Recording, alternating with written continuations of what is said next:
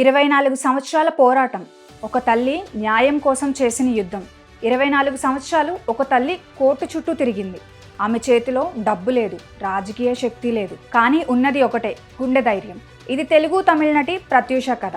ఇంకా చెప్పాలి అంటే ఇది ఆమె తల్లి పోరాట కథ.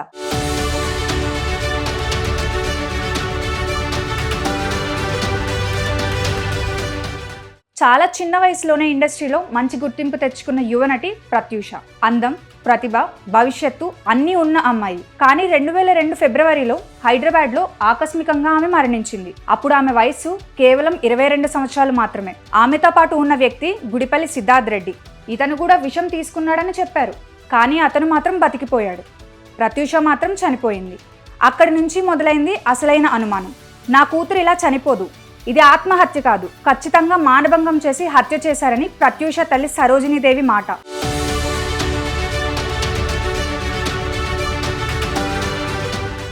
ఒక సాధారణ మధ్యతరగతి కుటుంబం.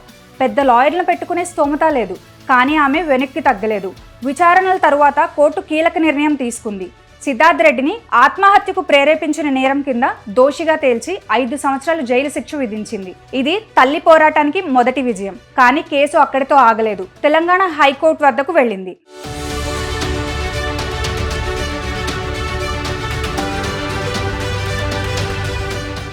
హైకోర్టులో శిక్షను 5 సంవత్సరాల నుంచి 2 సంవత్సరాలకు తగ్గించింది. ఇక్కడ 2 అపీల్స్ దాఖలయ్యాయి.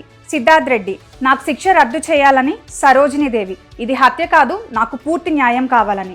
కేసు చివరకు సుప్రీంకోర్టు ఆఫ్ ఇండియా వద్దకు చేరింది. ఇది ఆ తల్లి చివరి ఆశ. సంవత్సరాలు గడిచాయి, వాయిదాలు పడ్డాయి. ఆర్థికంగా, మానసికంగా ఎంత కష్టమో ఊహించండి. కానీ ఆమె ఒకే మాట చెప్పింది, న్యాయం జరిగే వరకు ఆగను అని. చివరికి 17 ఫిబ్రవరి 2026న సుప్రీంకోర్టు తుది నిర్ణయం వెలువరించింది.